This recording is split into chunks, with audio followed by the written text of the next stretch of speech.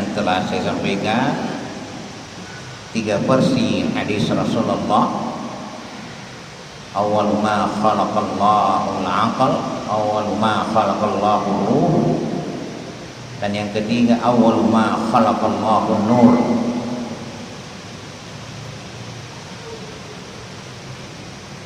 Jadi itulah. Selanjutnya di bagian akhir Allah mengatakan fata'arrabtu ilaihi fa'arifuni.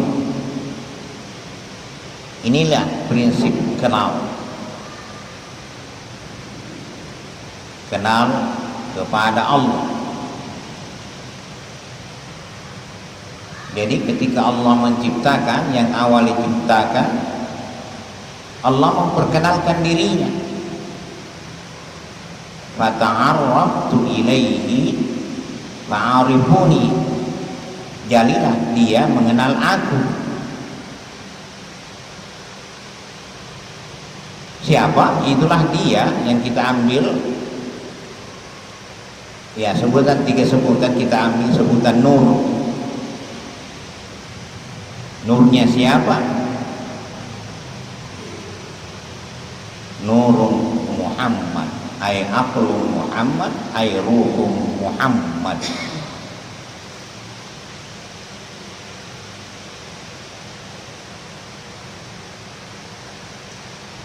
Selanjutnya yang saya sampaikan bahwa bagaimana mungkin kita melaksanakan sesuatu pekerjaan yang kita tidak tahu apa maksud dan tujuan. Tentu begitu pula yang namanya ibadah, khususnya namanya ibadah sholat. Apa artinya kita mengerjakan ibadah sholat kalau kita tidak mengerti tentang sholat itu sendiri? Tentu demikian. Kita mengerti, tapi kita tidak tahu ukuran yang kita pakai. Tentu kita juga tidak tahu apakah sholat yang kita kerjakan itu bisa kita pastikan bahwa sholat yang diterima oleh Allah atau tidak diterima. Nah, inilah yang saya jadikan bahwa saya ingin menyampaikan yang namanya ukuran itu atau barometer itu. Sebab kita harus punya barometer supaya kita tahu bahwa sholat yang kita kerjakan itu ialah sholat yang benar, bukan yang keliru, bukan sholat yang lengser. Kata guru kita Kiai Haji Abdul Rahman Anggodale di dalam kitabnya, dalam bahasa Nontara Bumis, saya punya kitabnya, guru tak mengatakan sempajan lubang. Apa dikatakan sempajan lubang? Sholat yang tidak berisi, hampa. Kenapa tidak dikatakan berisi, hampa, kosong? Ya karena ketidaktahuan ukuran yang dipakai, tidak pahamnya yang namanya barometer itu. Yang saya katakan ya sekedar melaksanakan, melepaskan kewajiban. Ada yang mengatakan yang penting purani di pugau mak buasiwani lalu berhubung Allah Ta'ala. Dia salah, bahwa kepasrahan itu memang harus demikian, bahwa kita harus pasrahkan kepada Allah, karena yang mau menerima dan yang mau menolakkan Allah, bukan sesama manusia. Jadi bagaimanapun ya kita serahkan kepada Allah. Tapi bukan sekedar itu, kita mau paham seperti apa jalan yang sesungguhnya yang kita jalani, supaya kita bisa mengukur kita punya ibadah, dalam hal ini sholat itu, bahwa apa yang saya kerjakan ini, inilah yang benar. Apa yang saya kerjakan ini tidak melenceng. Jadi amat kira sempajan upah memang mengulu kari puang. Tania sempajan lese.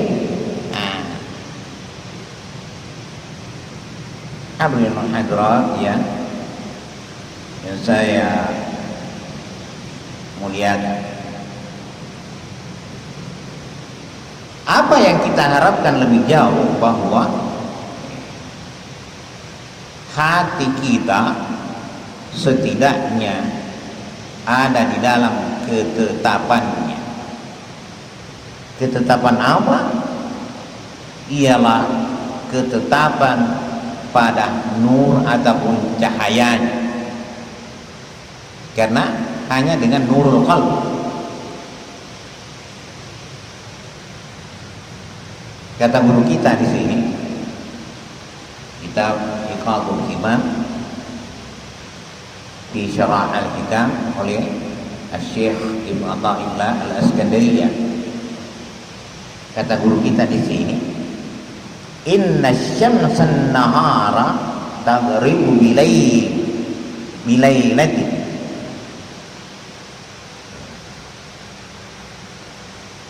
Inna syamsan nahara taghribu bilailin, ya bilailin bukan bilailin, wasyamsul qulubi laysat taghib.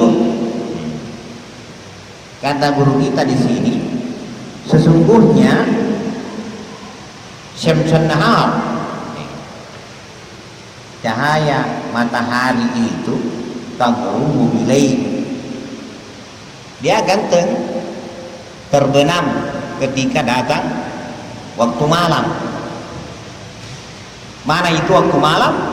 Ketika masuk waktu maghrib, mulai tenggelam yang namanya matahari atau terbenam. Jika terbenam matahari, berubahlah yang namanya siang menjadi malam. Jadi kalau cahaya matahari itu akan tenggelam ketika datang malam hari, waktu malam. Wasyamsul qulub laysat taghib. Adapun apa?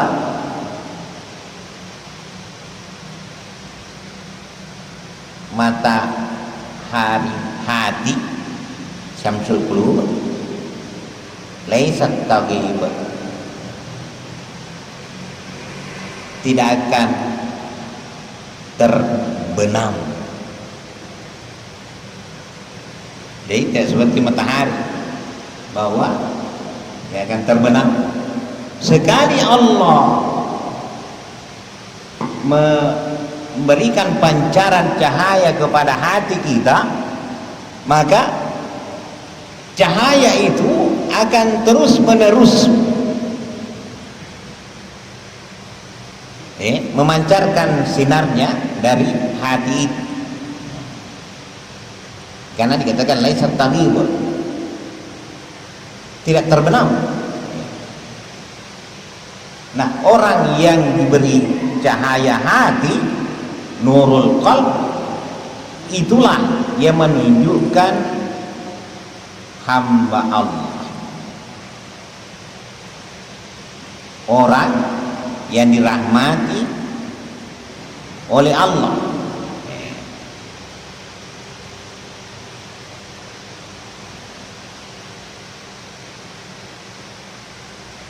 Allah Subhanahu wa ta'ala mengatakan, man syaraha sadrahu lil Islam bahwa nurun min rabbih. Siapa yang Allah beri cahaya Islam, bahwa nurun min rabbih, itu adalah cahaya yang datang dari Tuhannya. Di mana dia? Itulah tadi, Allah akan memberi cahaya kepada hatinya. Jadi ini dulu, makanya langkah untuk pengenalan kepada Allah ada 3 tahap. Yang pertama ma'rifatun nafs, yang kedua ma'rifatul rasul, barulah berbicara tentang ma'rifatullah. Jangan pernah berbicara kenal kepada Allah kalau tidak kenal Rasulnya, dan jangan pernah berbicara tentang kenal pada Rasul kalau tidak kenal pada diri. Ya. Sebagaimana Allah Subhanahu wa taala mengatakan di dalam kitab sucinya pada kalimat-kalimatnya yang suci, yaitu di surah Al-Hasyr ayat 19. Apa kata Allah?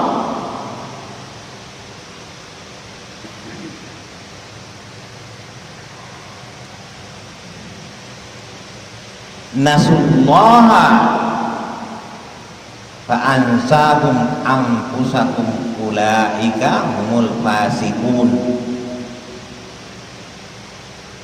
Nasullah, dia dilupakan oleh Allah. Kenapa dilupakan oleh Allah? Fa'ansahum anfusahum, karena dia lupa pada dirinya. Kenapa dia lupa pada dirinya? Karena dia tidak kenal siapa dirinya. Padahal ya kata Rasulullah, ada yang mengatakan hadis, ada yang mengatakan bukan hadis, hanya kalimat sufi. Man arafa nafsahu faqad arafa rabbahu. Siapa yang mengenal dirinya maka dia akan mengenal Tuhannya. Jadi itu awalnya, kenal diri. Tapi juga kita tidak bisa ma'rifatullah kalau tidak melalui ma'rifatul Rasul. Nah, bagaimana caranya kita ada di langkah awal ini? Karena itu jalannya. Man arafa nafsahu faqad arafa rabbahu. Siapa yang mengenal dirinya maka dia akan mengenal Tuhannya. Jadi kenal pada diri dulu, seperti yang dikatakan oleh Allah tadi. Allah melupakannya apa yang menjadi penyebab bangsa mampusah, karena mereka lupa pada dirinya. Itulah yang disebut orang fasik. Ulaika humul fasiqun. Jadi supaya tidak jadi orang fasik, dalam arti ada di dalam pengenalan, itulah langkahnya, yaitu yang pertama mengenal diri. Bukan sekedar mengenal secara jasmani, gampang, hanya dengan pandangan mata di kepala. Kalau ada nyamuk yang menggigit tangan kita, ya kita rasakan, kita lihat, langsung saja kita tepuk, ya mudah.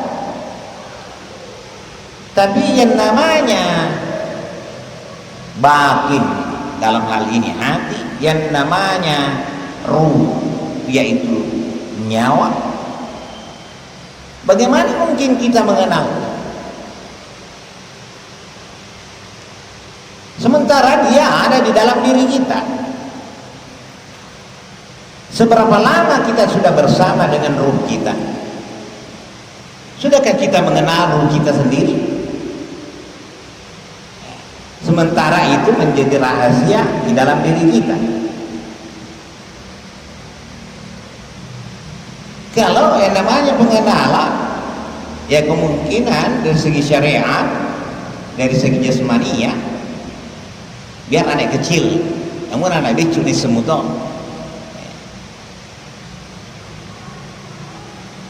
Kalau tidak bisa dilihat secara langsung dengan mata kepala, paling dia ngambil cermin, sudah dia lihat, oh ternyata ada begini di kepala saya, oh ternyata ada begini di punggung saya, oh ternyata itu. Kalau syariat mudah, atau yang zahir mudah untuk kita ketahui. Kenapa? Karena sifatnya zahir ataupun nyata. yang susah, yang tidak nyata. Kalau hati memang tidak nyata, tapi kita merasakan. Di mana jalannya untuk sampai kepada Allah? Yang dikatakan ingat itu, Allah mengatakan fadzkur rabbaka fi nafsika. Ingatlah Tuhanmu fi nafsika, pada dirimu. Di mana yang ditunjuk fi nafsika? Di dalam kitab tafsir Al-Qurtubi, fi nafsika ay fi qalbika. Itulah dia yang namanya hati. Karena itu orang yang diberi cahaya oleh Allah Subhanahu wa taala untuk diterangi hatinya, maka dialah yang bisa secara thariqi ya, maupun mungkin sampai hakiki ya, dia akan mampu memandang, melihat. Sebagaimana yang lalu saya ceritakan, apa yang pernah terjadi pada diri saya, bahwa kok saya ada di rumah dulu saya melihat kejadian, yaitu kecelakaan untuk adik saya. Ternyata apa yang terjadi yang saya ceritakan kepada orang tua tidak ada yang selisih. Itulah contohnya. Hadirin al-hadrat yang saya muliakan, saya kembali soal kenal ini. Jadi itulah dia. Bagaimana caranya kita mengenal diri secara batiniah? Sebab saya katakan secara syar'iyah, jasmaniyah terlalu mudah, hanya pandangan mata zahir. Maka saatnya di sini kita menggunakan mata batin. Di mana itu mata batin? Mata hati. Adakah mata hati? Ya ada. Siapa yang mengatakan ada? Ya Rasulullah. Rasulullah sallallahu alaihi wasallam mengatakan, "Ma minkum ahadun illa arba'ata a'yun." Tak seorang pun di antara kamu kecuali ada arba'ata a'yun, 4 mata. Bukan caranya tukul, bukan. 4 mata artinya 2 pasang. Apa kata Rasulullah? Ainani fi ra'sihi yubsiru bihima amra dunia. Ada 2 ainan. Di mana? Fi ra'sihi, di kepala. Yang mana yang dimaksud? 2 mata itu, ini dia. Inilah yang dikatakan mata zahir. Pacini makna sana kana mangkasar pak kita wanes sana sengogi mata lahir. Untuk apa itu? Yubsiru bihima amra dunia. Itulah mata, inilah yang digunakan untuk mengurus urusan dunia. Jadi memang kasihan yang buta mata. Seberapa banyak bisa dilakukan urusan dunia ini? Terbatas. Maka bersyukurlah kita ya, melek penglihatannya ya. Selanjutnya Rasulullah mengatakan, wa ainani fi qalbihi. Ada ainan 2 mata. Di mana? Fi qalbihi.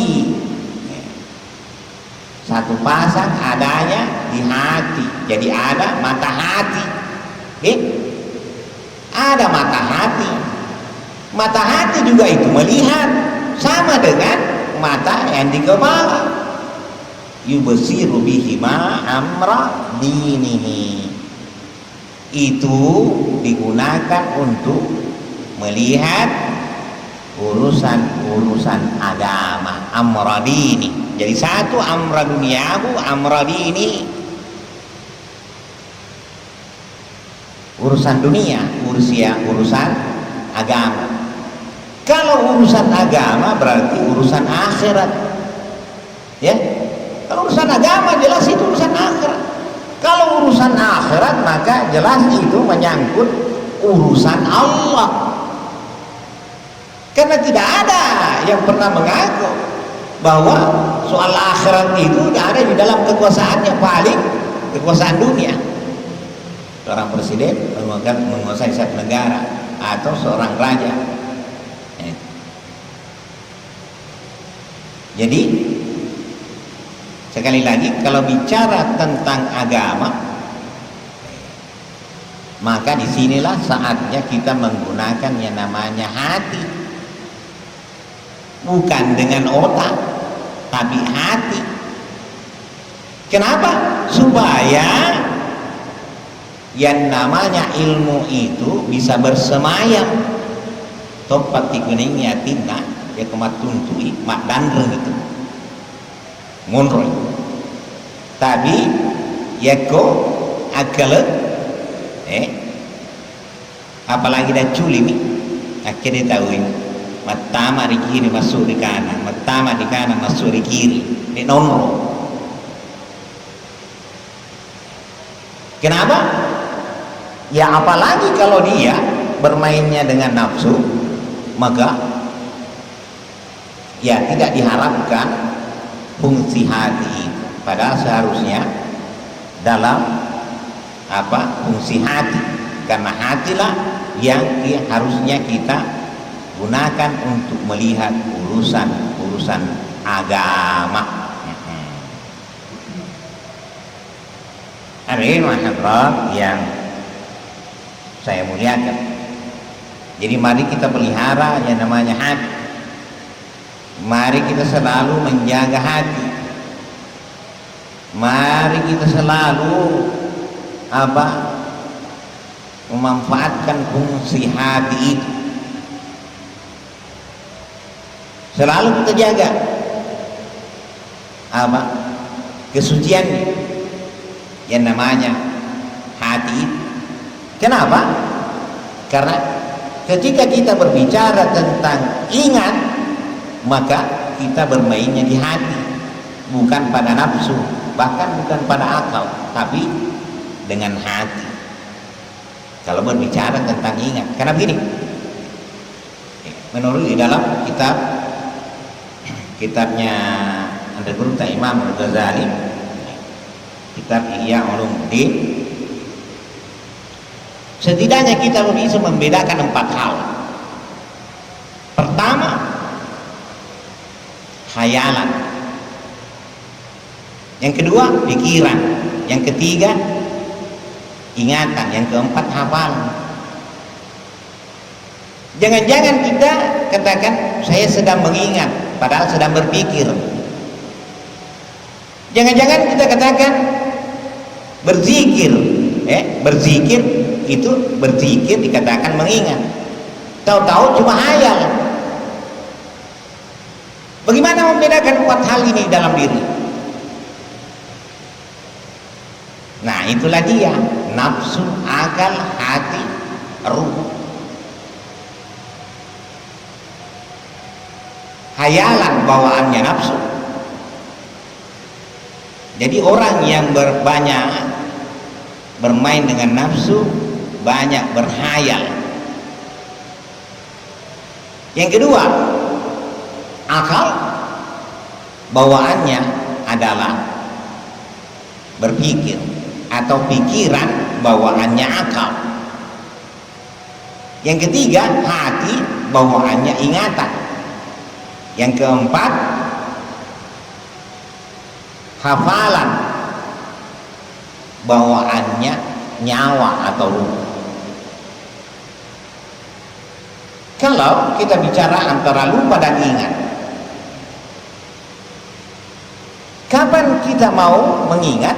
Ya ketika kita lupa. Kalau muncul lupa, hilang ingat. Ya, pasti begitu. Kalau kita lupa pasti tidak ingat. Kalau kita ingat, ya lupa. Tidak susah untuk dipahami. Maka bagaimana agar kita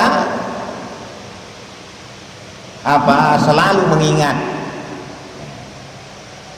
selalu mengingat akhirnya ataupun pada akhirnya bersemayam di dalam memori. Dikatakanlah hafalan, berarti tersimpan pada rahasia kita. Kalau hafalan tidak perlu diingat ya Ustaz ya. Kalau sudah dihafal, apa masih perlu kita ingat-ingat? Biasanya yang mau diingat itu yang kita lupa. Gimana lagi nih? Tunggu dulu saya ingat-ingat. Ya itu. Kalau lupa, berarti berusaha untuk mengingatnya. Tapi hal yang sudah dihafal, apalagi dihafal mati, sudah dihafal misalnya ayat-ayat Quran. Ada orang habis Quran, penghafal Quran, dia tidak perlu ingat. Kenapa?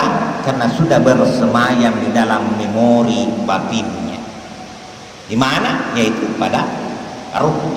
Karena ruh itulah bawaan hafalan itu. Jadi ini menjadi bahan kita untuk mengontrol diri, tergantung keadaan di dalam diri kita. Apakah kita sedang bermain nafsu, berarti kita berhayal. Dunia ini, kata Imam Ghazali, ad-dunya khiyalun, dunia ini adalah hayal. Apa yang namanya nafsu itu? Berkumpulnya sekian banyak keinginan, termasuk syahwat. Itu nafsu.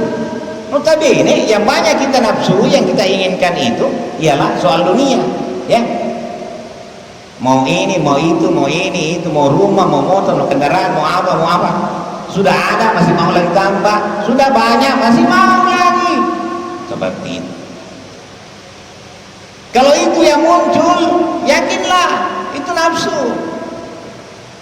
Kalau itu yang muncul, yakinlah kita mungkin terlalu banyak berhayal. Mega-mega ini menawa-nawa, namun peri atin rotak menawa-nawa toki. Kan? Biasa ini, ya alaikum biasa. Alaikum. Biasa terjadi itu. Sedang duduk-duduk. Di sinilah letaknya kita membedakan antara hayalan, pikiran dan ingatan itu. Hadirin wa hadirat yang saya muliakan. Ya mudah-mudahan yang sedikit ini kita bisa pahami betul, karena itu bagian daripada pengenalan diri. Itu bagian daripada pengenalan diri. Inilah yang harus kita kenal semuanya. Sebagaimana saya sampaikan pada pengajian yang lalu bahwa dunia ini, diri kita ini adalah dunia kecil, dunia mikro. Yang luas ini adalah dunia makro. Gambaran dunia makro ada pada dunia mikro. Maka kata orang tua kita, belajarlah pada dirimu sendiri. Guru berjalimu. Kenapa? Karena gambaran dunia besar ada pada diri kita. Terlalu banyak pelajaran dalam diri kita, dan yang paling mudah kita pertanyakan. Paling mudah, kenapa? Karena kita rasakan sendiri apa yang ada di dalam diri kita. Itu.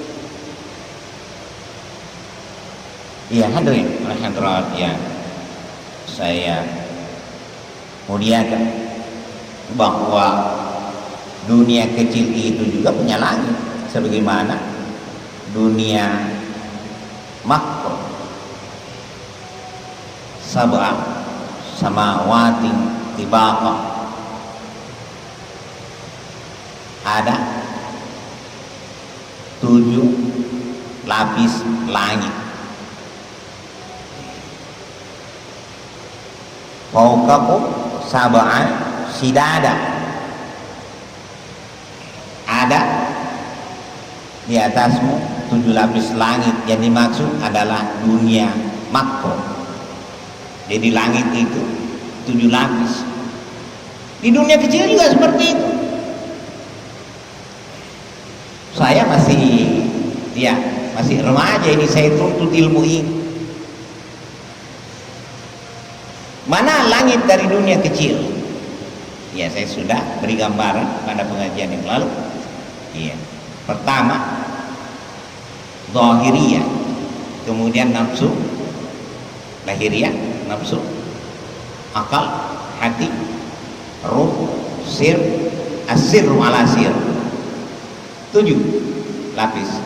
Itulah langit dunia kecil. Disinilah tempat bermain kita. Disinilah letaknya kita yang dikatakan tadi pengenalan itu. Arafa nafsahu, kenallah dirimu. Arafa nafsak, kenallah dirimu sebelum mengenal orang lain. Kenallah dirimu sebelum mengenal ciptaan Allah yang lain. Kenallah dirimu sebelum mengenal Rasul Allah. Kenallah dirimu sebelum mengenal Allah. Belum kenal diri langsung tingkat tinggi. Ya, caranya belum tahu jalannya. Kepala elo luktu angkat biasa harus melalui tangga. Itulah dia ma'rifatun nafs, kenal pada diri, kenal diri sendiri. Ya, kalau kita kenal diri sendiri, maka insya Allah kita akan bermain dengan batininya, batin, bukan sekedar jasmaniya syariah, tapi batiniya thariqiyah. Ini istilah-istilah ulama sufi kita. Nah, sekedar syariat saja tidak cukup. Kenapa tidak cukup? Ya, karena menurut dalam kitab ini, saya baca di halaman 70. Ya, saya sampaikan saja. Harus dibuka-buka ini, bolak-balik. Di dalam kitab ini dikatakan 3 hal yang tak terpisahkan: Islam, iman, ihsan. Ya, Islam, iman, ihsan. Yang mana itu Islam, syariat. Yang mana iman, tarekat. Yang mana hakikat, ihsan. Ihsan itu hakikat.